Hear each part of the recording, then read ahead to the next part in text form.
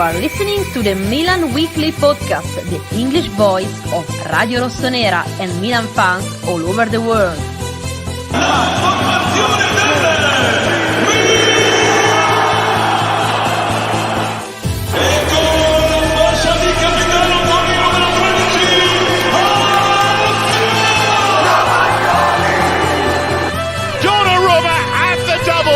Sensational from him. Rafael Leao produces a moment of utter magic. Teo Hernandez al gol! Teo Hernandez! Ancora lui! Una meraviglia! Ibrahimovic! Zlatan Ibrahimovic! Fuori classe assoluto! Yes, we have a thank you to Presidente for putting this together. And David's a fan. Steve, buonasera. Buonasera, guys. We're gonna give a big shout out to the band that provided us this fantastic intro music, because we did not want to get a strike on YouTube once again. I'm sorry, Kumbare Cici there with Darandella. We're gonna get a strike. Yeah, I'm gonna botch the name for sure. It's Fanyene, Fanyene, Fayne.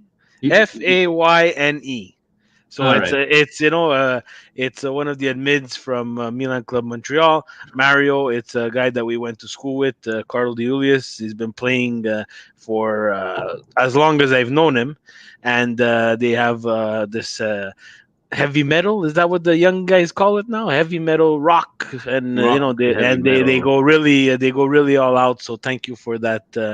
Thank you for that intro music. But I like Frank's idea. We're going to get the President to count 10, 9, 8, 7, 6, 5.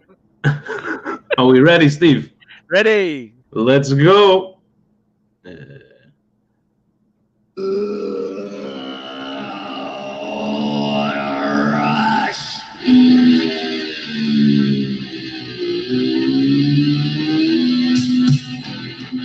In memory of a bonanima of road warrior animal that passed away last week, Steve. Now he's in heaven with Road Warrior Hawk. This was their team songs from the 90s. And the guys know in the chat, Cari amici sportivi, welcome yet to another edition of the Milan Weekly Podcast, here where we talk everything Milan. 2 in a row, Milan. And no, we do not have 14 cases of COVID, Milan, and we're not professionals. Or do we pretend to be? And how's my voice now, Steve? Is it okay? No, you're gonna get in trouble for sound again. Now I'm far from the mic. I understand. Is it okay now? Yeah, I don't know. It's he's gonna complain. Yeah, obviously. I'm getting the presidential ear. You know what I'm surprised he didn't yell at me yesterday.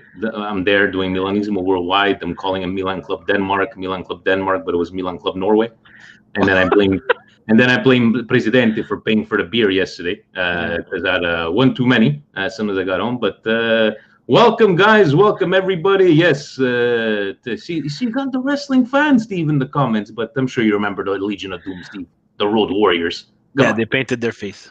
And the shoulder pads with the spikes. Yeah. Had a great evening with Road Warrior Animal in Las Vegas this time last year. What a fantastic dude. But we're not here to talk about wrestling. We're here to talk about our beloved Milan. And Steve, it's been quite the week. You know, we got some news. We got some matches coming up. We have COVID cases. We have a lot to go through, a lot of questions as well. But Steve, let's go through the game on Sunday. I know you came by, but it seems like as of Wednesday, we will not be able to get together at Chicharo's as the second wave has been officially hit because COVID could only be done in restaurants and bars. But let's not talk about COVID.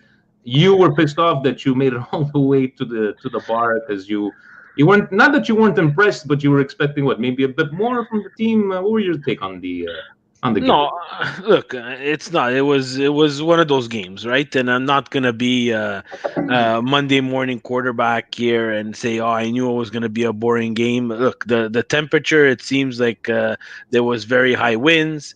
We were all talking at the table while we were watching the game with the fellow Milan Club Montreal members that the pitch didn't look in sublime condition. So it was going to be one of those hacky games, right? So it's not that I wasn't impressed. It's just I think again we can start so many avenues to pick at in this game, but I will start in a positive one, is that if you're going to make it to that next level, if you're going to take that next step, you do have to win ugly sometimes, and this was ugly. It was, and let's be honest, guys. 6 months ago, we were taking any kind of ugly wins, and we again managing the expectations. Without Ibra, we haven't played the top tier teams, but so far, and I know that one of the questions referred to like not stressing out the last 10, 15 minutes of the game, which has been kind of a nice change, especially in the last, these 13 games unbeaten run, whatever. But all in all, we got Thursday to look forward to against Rio Avenue. It just sounds like a place, would you say, call it, Steve? Some place on Monopoly, on a Monopoly board, probably. That's what it sounds like. Somewhere next to Park Place and Boardwalk. One of the green ones next to Pennsylvania Avenue. And then we got Sunday's game against Spezia. So I know we saw Rebic, good news today coming out of Milan, not broken. It looked kind of scary at that, just the way he was holding it. So that's going to be a good news. But in the end, Steve, we were not trashing him, but you can see that was not his position. No. Did you notice the same thing? Yeah. So for Rebic, we find out that unfortunately, against Crotone, he looked out of place. He didn't look very comfortable. Mm-hmm. He was second guessing everything. He was heavy on his touches. Again, we're not going to nitpick on that. I'm happy that he's not injured. I like him more out on the left. And, we were talking about it there. The Rebic and Theo Hernandez link up on that left-hand side is something that we need. And we were not building from the left because there was no one to build from on that left-hand side. Everything was coming from the right. Everything was coming on Calabria's side. We seem to be a little bit predictable. And, it could have gotten worse, right? But I think there's one guy that really got to you and got to a few of the members that were with us, thanks to all that came by at Cherries yesterday, was Leao. Leao at the end, I don't know, Steve. It's like this anger is not like towards him specifically. It's because it's like, we know you're so much better than this, and then that stupid yellow card for absolutely, and that's what really got to you with And by the way, President is in the chat, so let's make sure we behave there. But Steve, your feelings on Leao? I remember as soon as he took that yellow card, and even that extra step over when he had a clear shot on goal. Is he heading in the right direction for Leao? No. Absolutely not. He's not heading in the right direction. That's my indigestion of the week. We're going to get it out there right away. I find that, for someone who's been in a little bit in the doghouse in terms of what he's been up to off the field, is you're young. You come into this team. This team has invested a lot of money into you. And, everybody on Twitter now, they're going to send me all these compilations of him doing the scissors and basically going in a complete 360 and then just doing a negative pass backwards. I get it. I'm not saying that the talent is not there with Leao, but I'm saying if you're someone who's coming in off the bench in a game like this where, we want to kill the game off, you have this talent, and you're walking around like as if you've played 15, 20 years in Serie A, and you don't have to put in that effort, it's a bit of a problem, right? And I'm not gonna shy away from it. The guys continue to put their comments on YouTube. I will respond. I will.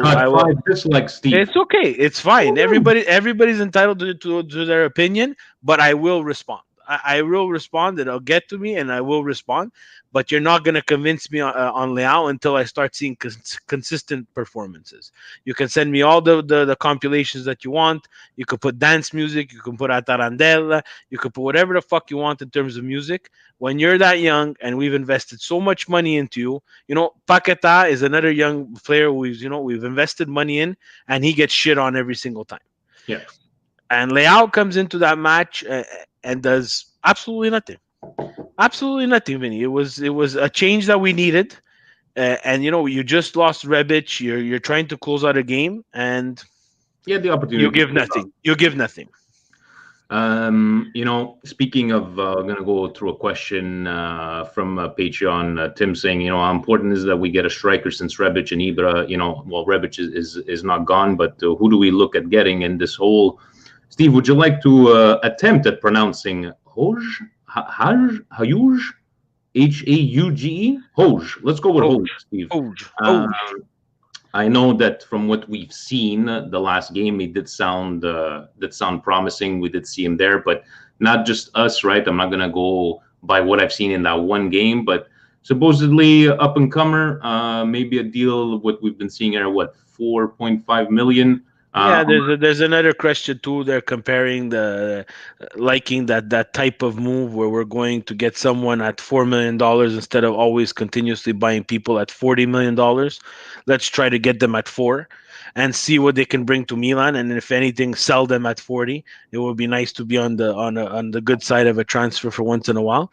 I'm not going to pretend, like you said, Vinny, that I know him or I've watched him play, but we did see him play against Milan. Yeah. And I think he was dynamic. I think he stood out from the rest of the bunch on the Norwegian squad.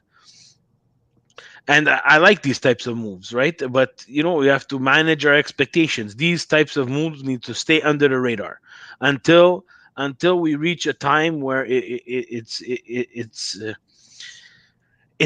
timing, right? With these types of moves, like if we blow it out of proportion that he's the next coming of Lionel Messi, we're all setting ourselves up for disappointment. But if he's developed properly and he fits into the squad, I'm all for these types of moves, right? But maybe loan him out. Somebody in the chat was saying, like, if Colombo's playing well, Libra's healthy, and all these different options. Hey, Colombo's not playing well either, guys. Let's face it, right? So that's to Tim's question. Do we need a striker? Absolutely, because I don't think Colombo's ready. To be very honest, you. He looked against a big team. That's what I want to see there. I want to see him like under real pressure. Unfortunately, he hasn't been that good under this type of pressure either. The goals that he scored, guys, let's face it, they're tap-ins. If he would be playing with another team, we would call him a tap-in artist. It's not like he's reinventing the wheel, right? For me, I like to look at, again, the same thing with Piatek. We went through this before. You have a big body up front. We need this guy to start chewing away at real estate. When we can't get out of our box, he has to be someone that we have to target. He has to be someone who can control the ball, even if he's not scoring. If he's doing that, he's doing good for me. I don't find that Colombo is at that level yet where he's gonna. Now look, everybody's gonna say, he has Ibra to teach, but Ibra can't teach everybody. We keep on saying Ibra's there and Ibra's gonna teach him and Ibra's gonna teach him. Ibra's not a teacher. Ibra cares about one person, and it's himself. He loves Milan. Yes, he came back, but in the end, his main goal is Ibra, and Ibra needs to score, and Ibra needs to make the right moves, right? So, am I being too harsh on the kid? Well, unfortunately, we have no choice, guys, because we have Ibra with COVID, we have Rebic who's not going to play. So Colombo, if he were to have started this game, would it have been different? Maybe yes, maybe no. I don't know. We'll see, guys, and only time will tell, And Nitin was asking, should a Milan starting 11 without Ibra, should they start Leao as let's say, forget that he was, just coming back from whatever he had, this and that. Would you start Steve Leao? Let's say would you start him against Spezia? I don't think he deserves to start against Spezia, but at this point, you're gonna have to flip a coin. You're Pioli, you're going to have to say, who's giving me more in practice, right? And you know what? I've been watching a lot of these all-for-nothings there, and okay, I get it's Pep, and I get it, and I get it's Mourinho. But man, these guys put a lot of emphasis on what you give me in practice. What I see from you in practice gets you a starting spot, man, and it's crazy. But if I'm Pioli and I put in Leao and I'm judging from the last game, I don't think he deserves to start. But hey, sometimes maybe that reverse psychology and that reverse mentality that these coaches use there, and they not overthink things. And let me put my best and talented player, the most talented of the two players on. Hey, why not? We'll see, right? People were talking about. I know Franco was mentioning Tomiyasu. Playing defenders, and Colin's asking, can we continue this unbeaten streak, and do you think that the Mercato can fill some holes we need? The center back is it's another void there, Steve. Now I don't know, like if Musacchio comes back, Duarte is not gonna. Center back is priority number one. So for me, I will not go away from it. Again, we're gonna repeat it for probably the third week in a row till it actually happens. We are a injury away at center back to be in ultimate shit. And ultimate shit also means that if you lose another center back, you might have to play Franck Kessie at center back. Right now, Franck Kessie has been our best midfielder. People wanted to sell him. People like Bakayoko better than Franck Kessie. Now magically everybody doesn't want we've forgotten of the Bakayoko story, and we're thinking just about Franck Kessie. He's been our best midfielder. Imagine he gets hurt. We're in trouble. Don't call me a fucking mush, you guys, in the comments. But no, it's a true thing. He's such a workhorse, complete freaking workhorse. And he did play last year. No, was a center back, or was that Abate played as a center back? I know Abate for sure. I didn't think that Kessie played center back. We would have faith in Frank as a center back position. Milan Legends on Twitter saying, I like the fact that we can still win without Ibra, but would this be a sustainable winning team if we didn't have him for the rest of the season? What's your gut feeling? So far, there's nothing I don't like, so I won't complain given that we have a season so far. Look, let's be honest here. We haven't played any of the top, 7 teams so far. This team without Ibra, Steve, I don't. No, just say it. We're in trouble. No, we wouldn't be making top 4, top 5. We would lose some dumb ass points. Yeah, and you know what? Like this game against Crotone there. It feels good to win ugly. I'm not saying no, and then people are gonna say, "Oh man, you're so negative." Like last week, you got something so negative, and I want to respond to those people so negative. It's like, guys, you got to look at it for what it is, man. If you're happy with 7th, 8th place, by all means, you know what? Celebrate these wins against these teams. Shamrock Rovers, the Norwegian team. Yay, you're advancing! Yay, we're advancing. Guys, but if you want to make top 4 in Serie A, guys, look at Inter, guys. Did you see what Inter brought in off the bench? Jesus. Hakim, Vidal, even though everybody's going to make fun of him. Vidal, Sanchez. It's a hell of a bench, Steve. Sensi. He basically won that game this weekend throwing shit at the wall. But he won that game. He came out of those points. He came out with points. And we don't have not even close to a bench like that. We don't have a close to a bench like that. You understand? And I saw Tim write that, you know what? Striker is just as important as center back. If you have to choose, unfortunately, you have to bet on Ibra right now. You've invested for this year. You bet on Ibra and you solidify yourself down the middle of that pitch. It's that's the Tonali signing, guys. It's solidifying yourself.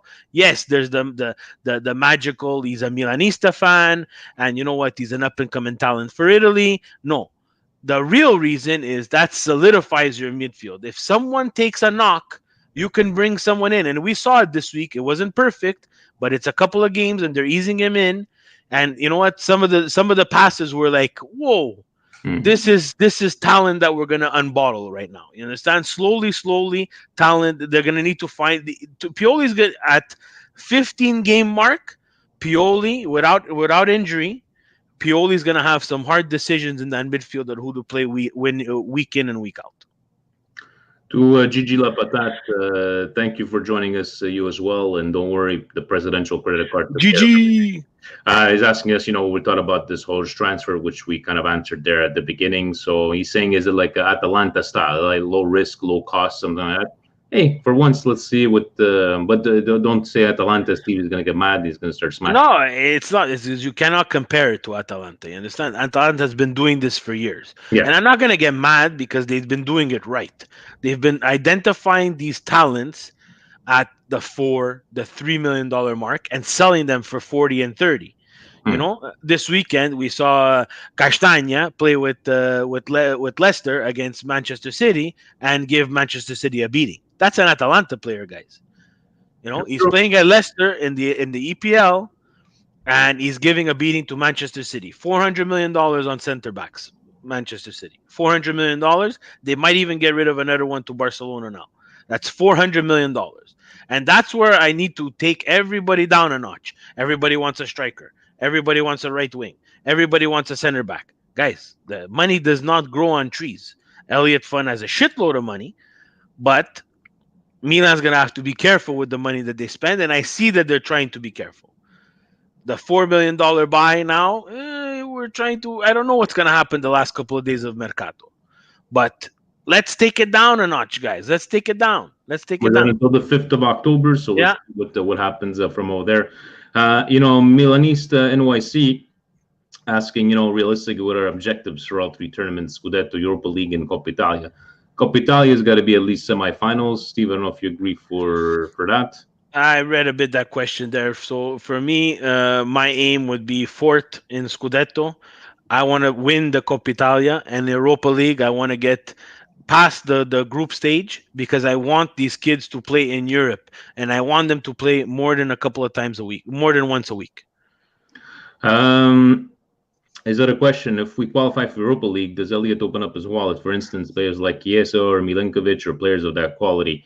I don't know if he would open up the... I think it will generate some more revenue, Steve. But Chiesa, all depending of the price, I don't think he's going anywhere, Steve. I'm not sure, like all this back and forth. And even at that, I don't even know if we would have that money to actually get him. But do you think that maybe during the winter mercato, if we get far in the Europa League, there's more money? I don't know. It's really tough with the winter mercato. You bring in someone in a team that's already gelling. It's a special transfer in that mercato. I've always said it. It's a tough one to navigate. Milan has usually picked up some guys there. Some panned out, some didn't. That's the mercato, right? You roll the dice, especially in the winter. I want to get to the winter in a comfortable position and be able to choose.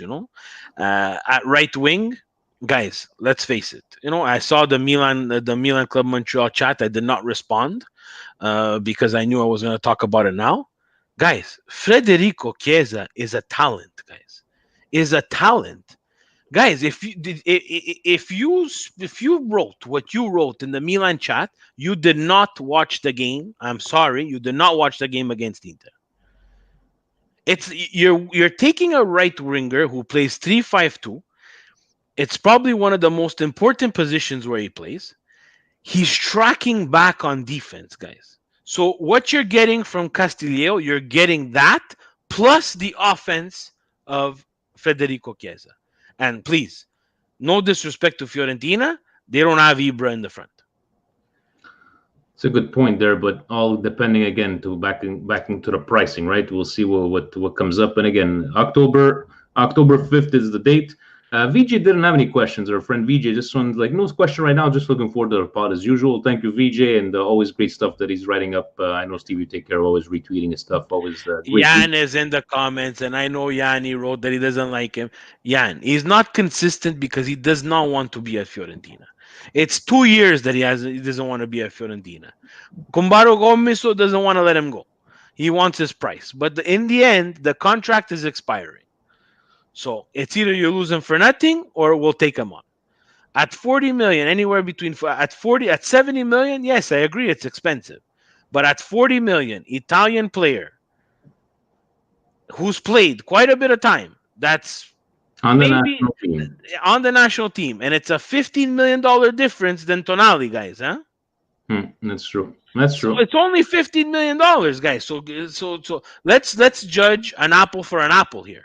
You're getting a world class. You're getting a talent. I'm not saying world class. I hate throwing around that world class. And maybe he becomes that consistent right wing.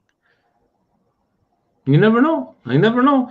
Zwanko, who's on the chat, didn't even ask us a question here. Which clubs do we have a good relation and exchange with? Staff, not fans. At one point, it was Genoa, where several players made it either way, sold or on loan. Those are the Galliani years. Those with Genoa, with the good old days. Further back, it was Barcelona during a time. But which one today? Real Madrid? I would definitely say Real Madrid, Steve. Real Madrid is the one that we deal with the most. Yeah. They're the ones. In Italy, would you say I saw Juve Presidente walking through our halls today? I don't know what the hell. I guess he wanted. That's to talk about the privately owned the rights for the TV rights. There, stupidity. But Real Madrid, yeah. But yeah, outside, inside. To be very honest, I don't think there's anybody who has that Genoa Juve relationship where they're going to buy Sturado for 18 million. No, for how much was it? $1.2 billion. They bought Sturado and got them out of financial fair play. We don't have that type of. No one wants to do that with Milan, and they didn't because we had Berlusconi as the president, and no one wanted to help Berlusconi. So we've done some transactions with Atalanta, Franck Kessie plus. Conte didn't work out. Didn't work out because of injury. Caldera, we got him from Juventus, half broken. We played his hospital bills. But Jack Bonaventura came from Atalanta, so I don't mind picking from them. But now something has changed in that relationship, right? It's Atalanta that's consistently making Champions League, and it's Milan who's trying to get to Champions League. That team like that will not want to deal with Milan unless we're paying top dollar. We're overpaying for someone. Yeah. Fiorentina's relationship, we don't know this whole Rebic deal, but it seems like they're still talking. The rumors are still there. But besides that, in Italy, I don't think there's much more. Nothing like the ones that we mentioned before, the Genoas or the Genoa. Like I said, at one point it was back when we had Suso over there. Piontek came from Genoa as well. No, that's got to be our last big signing with Genoa. Yeah, we overpaid for that one. Yes, we did. Milan Amore Mio. Hey guys, extremely happy we did not give up on Kessie. Also, with his comments today saying they call him president in the locker room shows what a leader he has become. What do you think is the reason for his incredible performances these past months? We were always Team Frank, even when he did screw up. That whole fiasco with. We always loved him. I think he's just because of his consistency, Steve. Maybe being in a much better environment, having a coach for more than a fucking year, right? Very simple. This question is very simple. Go ahead. Franck Kessie has been performing at the highest level these past couple of games. Last year, I'm going to include the whole year, because he's playing his position. He's a ball winner. He's a ball winner, and he has to give it to someone who's going to distribute that ball. And it seems like the partnership of Benacer and Kessie is exactly that. Just that, Benacer, before we had, Pirlo and Gattuso. Gattuso wins the ball, and Pirlo gets the ball. You cannot have that anymore. You have to have 11 players that are ball winners and 11 players that can play on the ball. It's the game today. The game has changed that you cannot be one-dimensional anymore. And you see, and I know it's an example. I brought up Chiesa. I don't remember him playing defense like that. And maybe I wasn't watching him as closely, and I'm not going to sit here and be a fanboy of Chiesa. But when you sit down and you watch everything that these players do, and they show you that 50, 60-yard run back to intercept the ball and kick it off the goal line, hey, you have to start tipping your hat, and talking at the bar, we have that same thing with Castillejo and Salas maker, or Salchicha maker, or Salsa maker, whatever you want to call them. Guys, they run like horses, But once they have the ball at their feet, they're second guessing. We don't know what we're gonna get from Castillo. Game in, game out. He's gonna work hard, but game in, game out on the offensive side, we don't know. And is cool, calm, collected when it's penalties. It's just Team Frank all the way, and hopefully continues on the. Imagine if this guy would. I'm saying get better. We don't know if we want him to get better. Well, of course we want him to get better. But could you imagine he would have like a touch a goal? He misses too many of those chances. That's the knock. That's what people are going to see. Yeah. He's going to run for 90 minutes and he's going to miss something from the 6-yard box. And people are going to remember the thing from the 6-yard box. It's always, what have you done for me lately, right? And I've noticed as well, a lot less fouls. I find he's been playing a lot better. Like, when's the last time he had a yellow card? Or even the fouls that he takes, they used to be a lot more before. But he's just great positioning, great player all around. But before, he was carrying someone. He was either carrying Bidia, he was either carrying Montolivo. Now you're not carrying someone. You're playing someone who's a ball winner as well. And we're seeing these two young guys make that step where they're not fringe players anymore. They're getting to that level where even the refs recognize the effort that they're putting. They're not malicious. They're not the bone crunching tackles. They're smart tackles, the tactical tackles to stop a counterattack. And they're starting to get that reputation where not everything is a card anymore. Even Benacer, not everything is a card anymore. Exactly. Jan, I said, well, we happy with what our backline played today. If we don't get a CB, well, would you be okay with that? We definitely answer you. Absolutely not, Jan. Absolutely. We need a CB. 53 live viewers, Steve. 53. Very nice. Very nice. Yango Christodoulakis. Oh, Termu Salata.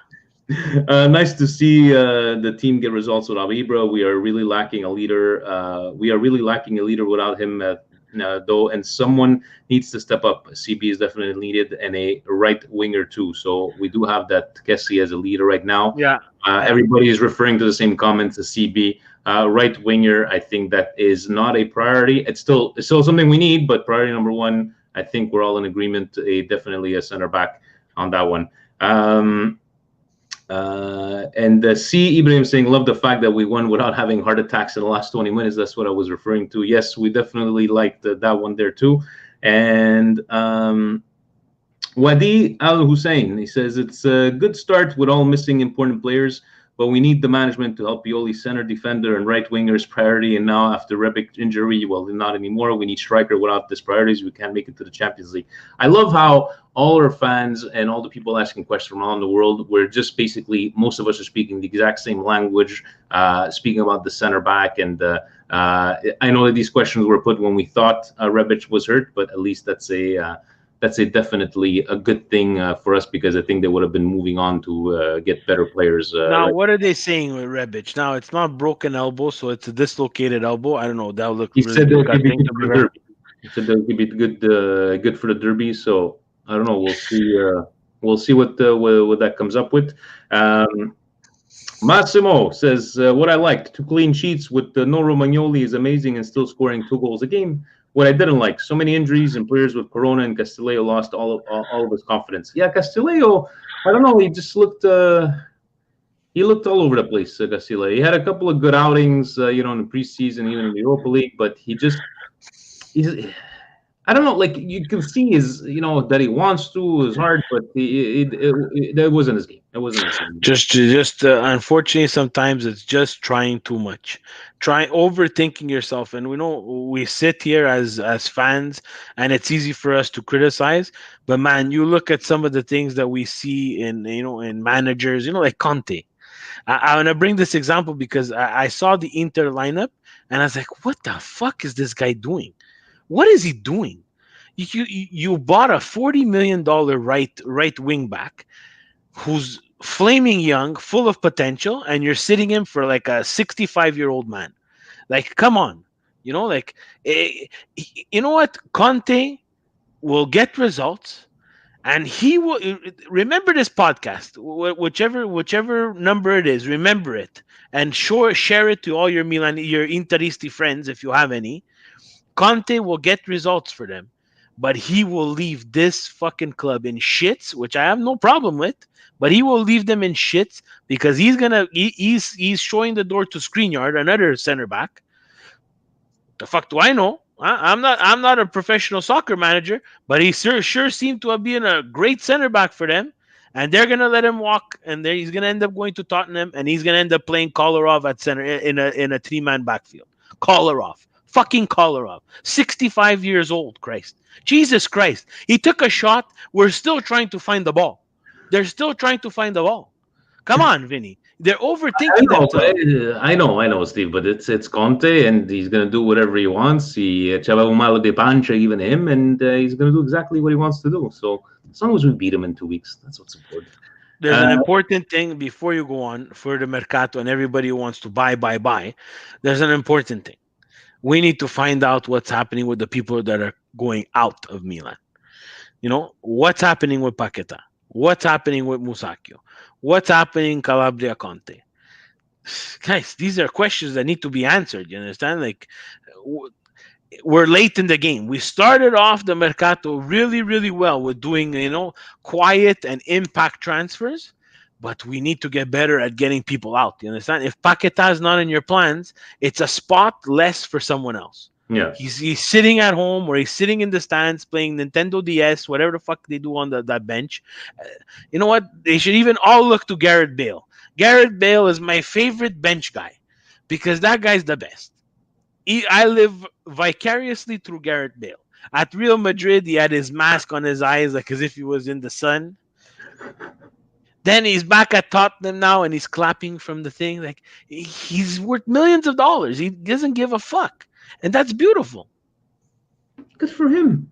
John Lamorte has a nice, interesting one saying, I like how nervy all Milan fans have become when watching games. Even when Milan are in full control of a game, Milan Twitter is sweating bullets. How has the banter era affected your temperament during games these days? It's I would say a 2-0 up on a Crotone last year, Steve. At the beginning, 60 minutes in, I would have still been shitting bullets because we knew what kind of team. It's been a while. I haven't felt this calmness. Right, I'm not saying it wasn't the back there, but as social media and the Milan fans, it's like they still want to shit. It's like, guys, let's be happy for once. Can we be happy just for once? I just want to I want to watch. You know what? And I've said it before throughout this whole banter era, and we've sucked. We've sucked. A couple of years we've sucked, and I don't even believe how we stayed up, to be very honest with you. We did the crappiest crap of the crap starting 11, and that was like, wow, how do we even pay for these players? But you know what? If Milan is playing well, it really doesn't bother me what happens in the game. You understand? Like, because you left it all out on the field. Yeah. But certain times during the banter era, that we're still in now, guys. Let's face it, we're not out of it. We belong in Champions League. We're not out of it, guys. And you know what? Like, seeing the Crotone match, yes, me and Vinny, we get on every Monday night, and we need to talk about something.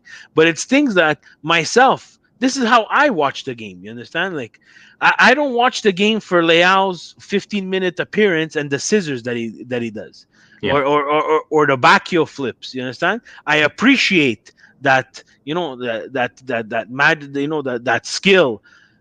I want him to score. When it's 2-0 and he has a shot and he takes an extra touch, like Kumbaracic said in the comments, and instead of getting a shot on net, we get nothing. That's what pisses me off about the Milan. That's what I don't mind about. I don't mind getting mad at that. But during during these times, these past 10 years, guys, we were playing. We were not leaving everything out there. We were just going through the paces. These guys didn't care. There's a newly injected. I can't put my hand on what it is though, but it's an energy that's coming from these guys that's different. Yeah, it's an enthusiasm. It's a like look at Brahim Diaz. The guy came. He played at Manchester City. He was bought by Real Madrid. He played at Manchester City, bought from Real Madrid. Now comes here on loan, scores his first goal, and it's if like wow, like he is happy. He's happy to be here. And you know what? Brahim Diaz, guys, there's a reason why Real Madrid only wanted the dry loan. That guy's talented. Yeah. He's fucking talented, guys, man. This is what Milan needs to go get. That's why I said last week, give me everybody. Give me all your Scartins, Real Madrid. Everybody. Barcelona, you don't want the young guy from your academy. You don't think he's going to be able to play. You let go of Suarez. He went to Atletico Madrid. He put two in your faces. He did the whatever he does like this. At least he knows an Italian city, Steve. Yeah, Juventus. And finishing up, Eddie Milanista saying Hakan's bad habits reappeared today and blew his shots into the stands and never really looked in sync with his fellow teammates. Franck Kessie with another classic performance. Tonali plays older than his age suggests. Very good start to the league. Hakan. Then again, we're not going to trash on Hakan because he's been having several fantastic performances. Hakan and no one on Milan Twitter has been tougher. Wait, hold on. Maybe Medzi. And Medzi on the Milan Club Montreal chat have been the hardest on Hakan Calhanoglu. And I have to say, I would take games like what happened in Cotrone. Yes, there's the miscues. Yes, there's the shots that are not getting on net. But the Brahim Diaz goal is all because of Hakan Calhanoglu. It was all because of... so you understand? I can't just be here and just look at the bad things that he does. You understand? The same thing with Donnarumma. I'll do it with everybody, guys. Sometimes things will slip my mind. And Leao too. I hope Leao puts it, he makes me eat my words. But you cannot only look at a player through this tunnel vision. You understand? You have to look at what else he does. Did he have a perfect game? No. Did he have a bad game? No, I wouldn't say no for that one, but let's hope he keeps it up, especially the way he's been playing the last couple of weeks. Steve, before we get into suggestions, guys, we're almost at 60 live viewers. Holy shit. Steve, you want to talk a bit of Serie A? Let's go through it. What do you got for us? Frank has a question for us. Yes. Frank, so Steve, would you say that this team gives Milan supporters some hope? Or do you still disagree, Pat, from Toronto, and think that we shouldn't have hope? You have to always have hope. Always have hope. I disagree with Pat all the time.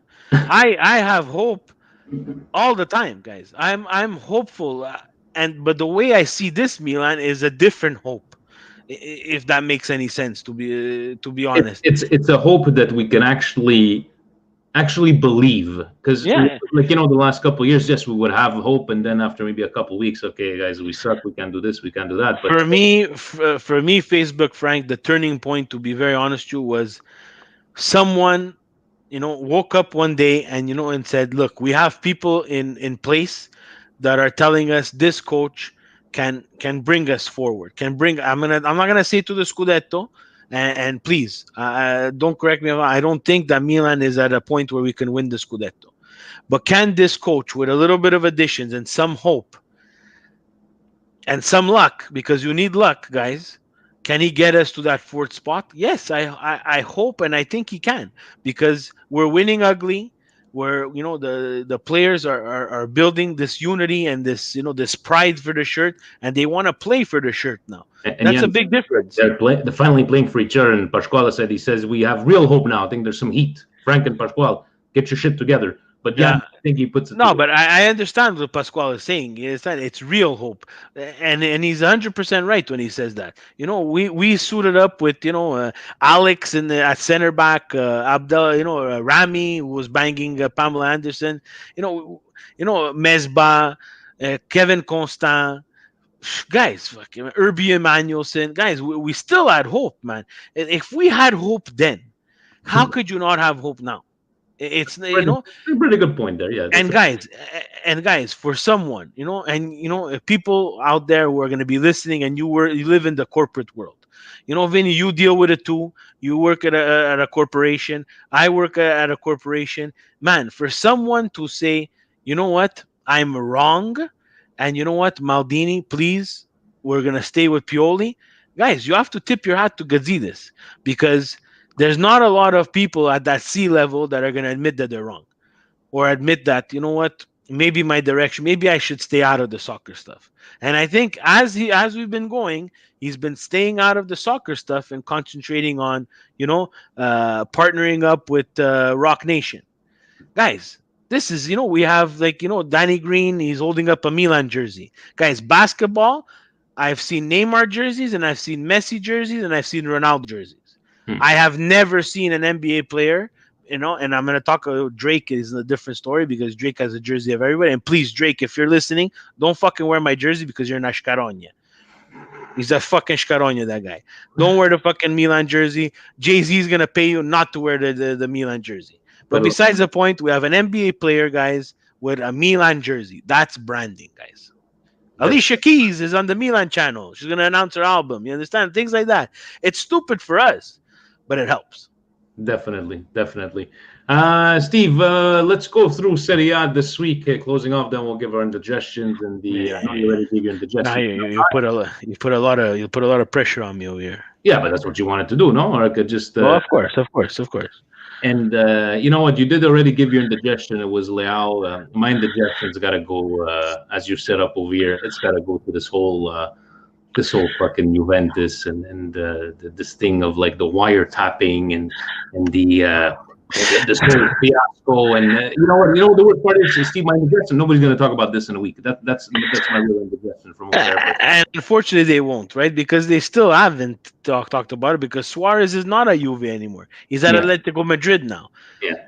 And that's the sad part. You understand? If there's something wrong, go through it. Now, do you see my screen, Vinny? Yes, I do. We see that Milan's in second place. 7 minutes of Serie A, guys, is we'll go through these games and we'll talk about it. So, Vinny, we had Torino-Atalanta. Yeah, so we had a lot of goals in that one there. Atalanta coming up with the win. I don't think that was a surprise on that one, Steve. I wasn't able to catch any of this game. I caught a bit of Sassuolo Spezia. I caught a bit of the Juve Roma game. I caught a bit of Lazio yesterday, but nothing to write home about here. Atalanta winning 4-2 over Torino. Well, Gianpaolo dropped the ball on this one again. Like I don't know what he was doing, trying to go at Atalanta like that with Torino. Belotti bailed them out with 2 goals there, but again, it seems like Atalanta always starts like this: scores a lot, concedes a lot, and then once they start to tighten, that's when they start to make their move up the ladder, right? So the next one was Cagliari Lazio. Another one, Steve. Nothing surprising here. Lazio taking home the win. The derby of the Inzagis, as they were trying to put this on there. But other than that, nothing to whatever. Lazio won. Was this a week 1 game, Steve, or was it a week 4 game? No, this is week 2. Week 1 for Lazio, Benevento, Inter, Udinese, and Spezia is this week. The 30th. Yeah. So this is a week 2 game. Now, look, guys, I watched Cagliari, Lazio, Immobile on. Lazzari played a good game for them, but Cagliari was like, I don't think they even showed up for this game. It was terrible. Sampdoria, Benevento. We have Pippo Inzaghi. Guys, they came back from 3 goals down to Sampdoria. Sampdoria at home. Genoa is in trouble. Genoa itself is in trouble. Sampdoria is in trouble. You can't let Benevento come to your house and dictate and take 3 points away from you. You have to at least come out of there with a tie. I don't know. The Tinkerman has some work to do with Sampdoria, that's for sure. Yeah, definitely. Inter Fiorentina, those fuckers came back from behind, back and forth game, Steve. And like you're saying, bring on those 5 subs. He did put them out all at once, if I'm not mistaken, no? I have no idea if you put them all in at once. I missed the actual change, to be very honest with you, because unfortunately there was some trouble with the stream of our dear friends at DAZN, which happens from time to time, and we missed a little piece of that there. But that comeback. But before that switch, there's at 3-2. Fiorentina has a chance, and Fiorentina is another Shkarognata team there. They have a chance at 3-2 to take that 4-2 lead, and Vladislav Vladisligi, the striker, misses a completely open net. I don't know if he had a couple too many on the bench before he took the pitch, but he really screwed up that game for Fiorentina, and Ribéry was pissed. Oh yeah. Guys, Ribéry during that game, man, you guys, you have to like tip your hat to these guys. Ribéry throughout his time has been always injury prone, man. But when he's on his game, even at his age, is something nice to watch, man. And I think that a lot of the Fiorentina fans wanted him to leave, but I'm pretty sure that they're really happy that he stayed. So Fiorentina is an interesting team, Vinny, man. They can make some moves with that. They can make some moves, but they need to figure out how to close out games, especially when you're leading 2 times against Inter. They're not going to give you too many chances. Yeah. Sunday we have Spezia Sassuolo. Very quickly, no surprises here. 4 goals Sassuolo, and three of them were che dire, scatenato. What happened over here?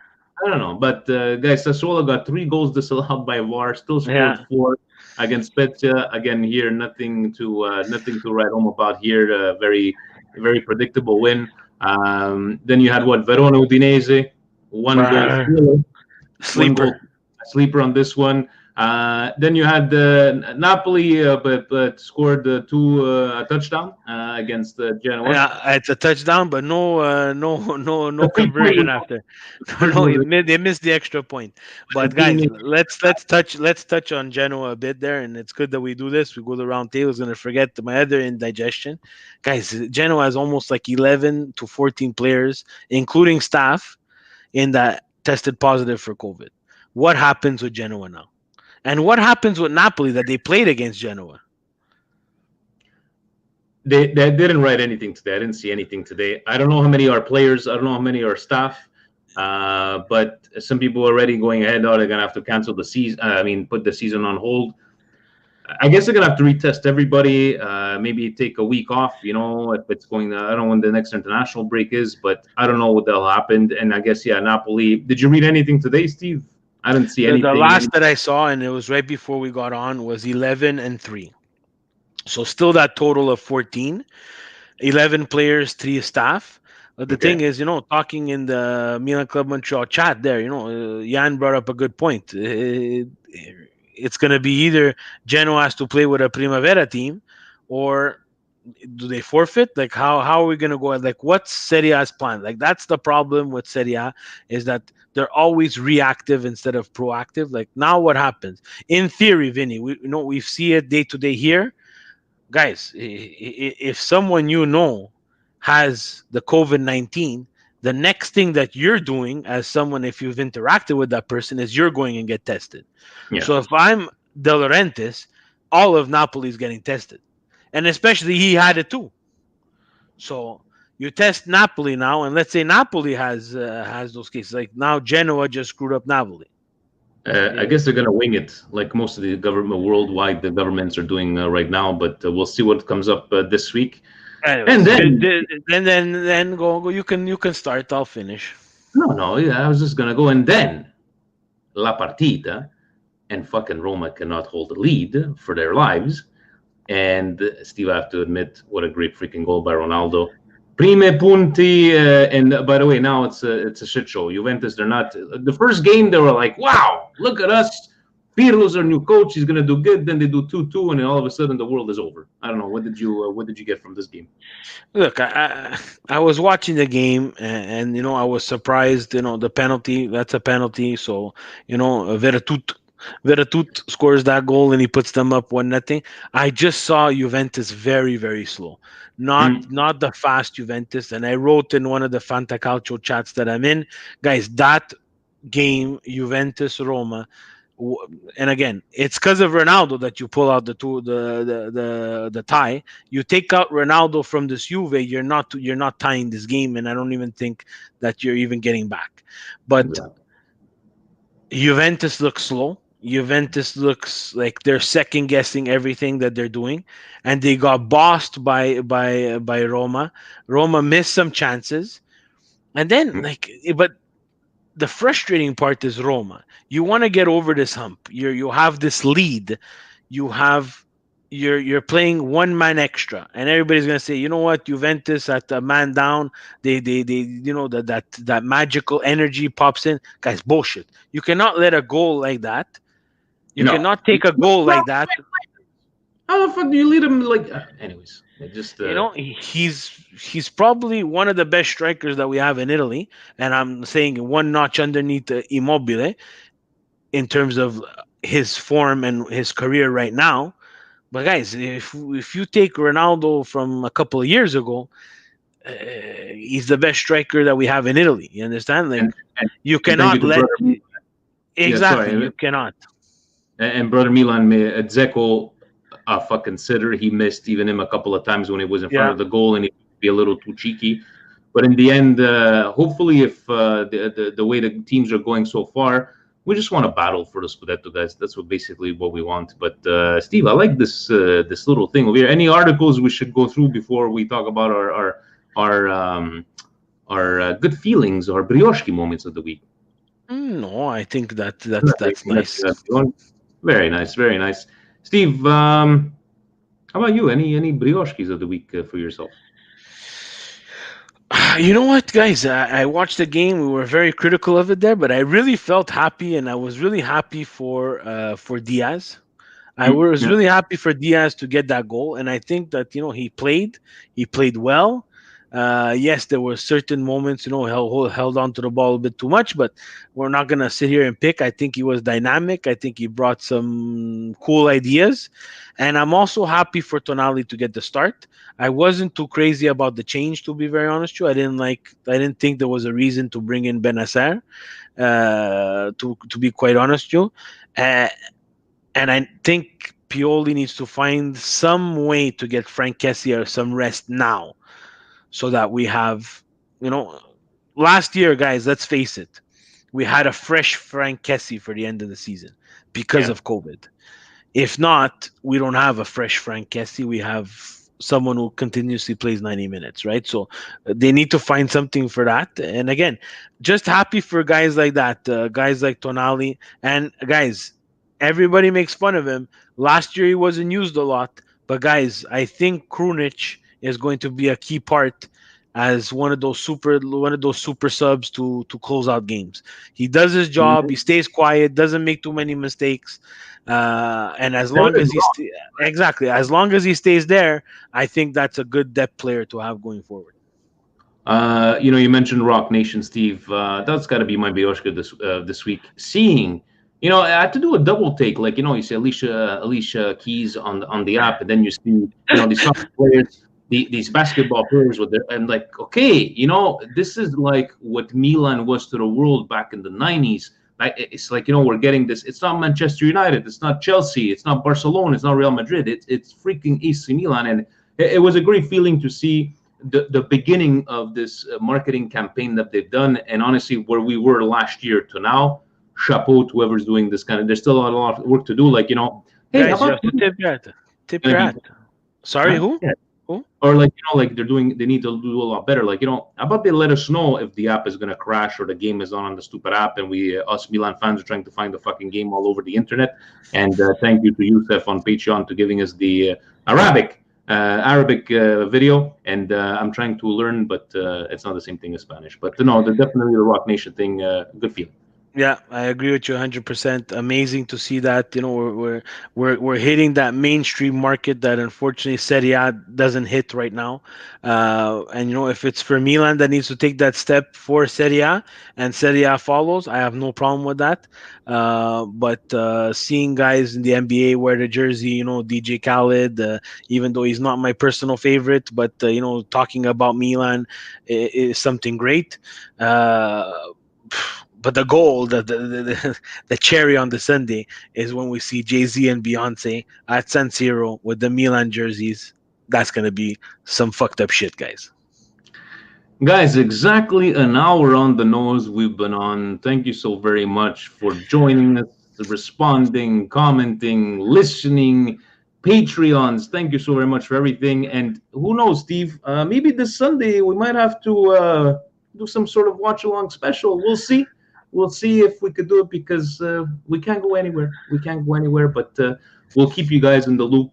Steve, you could do it with your kids running around. I got the nieces that are staying over here, so should be fun.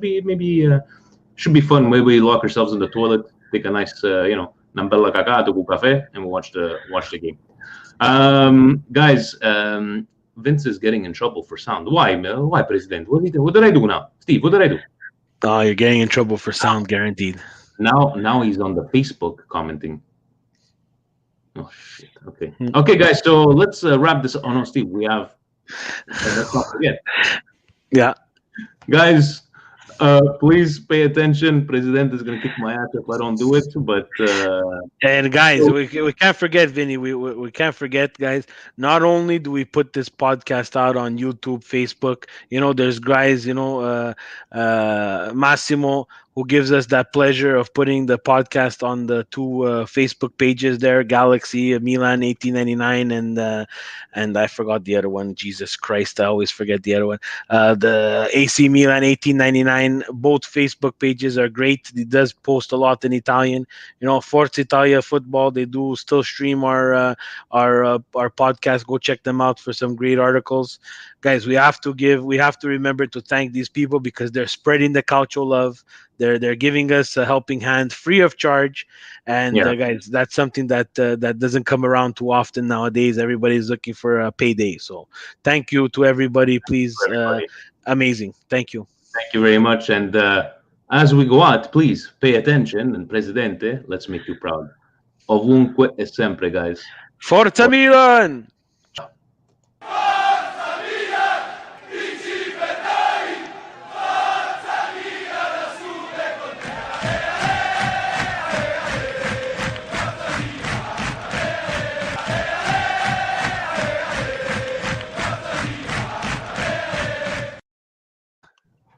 Oh, we're back. Oh, shit. Okay, bye. Bye.